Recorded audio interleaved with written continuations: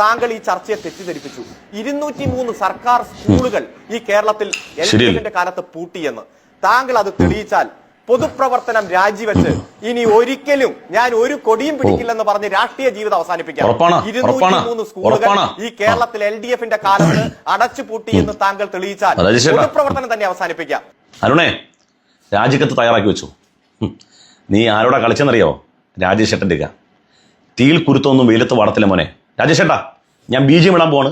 ആ സാധനം ഇപ്പം തന്നെ അരുണിന്റെ ഫോണിലേക്ക് അയച്ചു കൊടുക്കുക.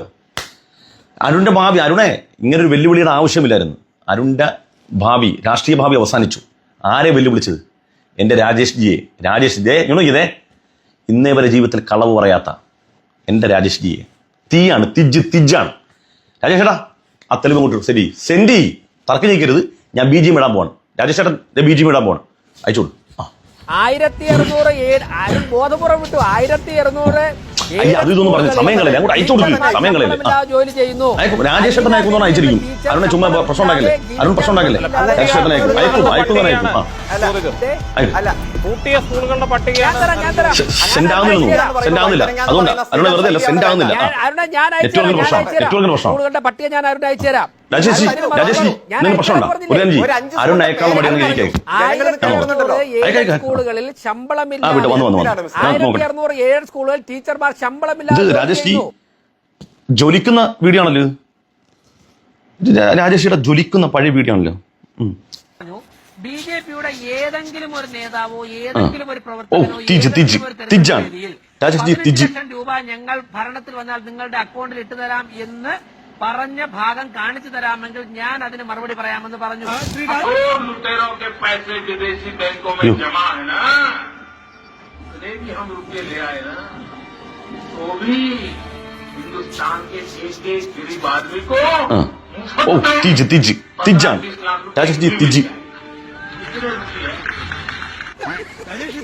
നരേന്ദ്ര മോദിയാണ്.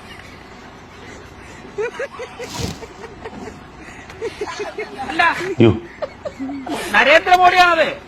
നികേഷ്, അത് നരേന്ദ്രമോദിയാണ്. അദ്ദേഹം എന്താ പറഞ്ഞത്? പറയണം, അദ്ദേഹം എന്താ പറഞ്ഞത്?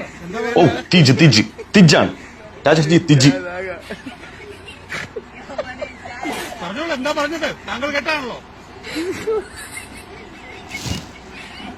അല്ല, ഞാൻ പറയാം, ഈ ക്ലിപ്പിംഗ് അദ്ദേഹം കൊണ്ട് നിങ്ങളെ ഏൽപ്പിക്കുമെന്ന് അറിഞ്ഞുകൊണ്ട് തന്നെയാണ് ഈ ചോദ്യം ഞാൻ ചോദിച്ചത്. രാജേഷ് ഏട്ടനകത്ത് നാറുകയാണല്ലോ, ആകെ നാറി മെഴുകുകയാണല്ലോ. ഇതല്ല രാജേഷ് ഏട്ടാ നമ്മൾ ഉദ്ദേശിച്ച ക്ലിപ്പ്.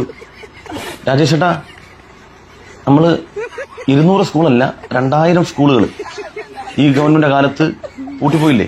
അതിനകത്ത് നമ്മളിപ്പോൾ താൽക്കാലമായിട്ട് 200 ഇട്ട് അവന്മാരെ ഞെട്ടിക്കുന്നുള്ളൂ. ആ 200 എണ്ണത്തിന്റെ തെളിവ് രേഖയുണ്ട് കാണിക്കാൻ പറഞ്ഞു. മുദ്രയില്ലേ, തെളിവില്ലേ? ഈ മുദ്രയെങ്കിലും കാണിച്ചു കൊടുക്കും, അങ്ങനെങ്കിലും സമാധാനിക്കട്ടെ.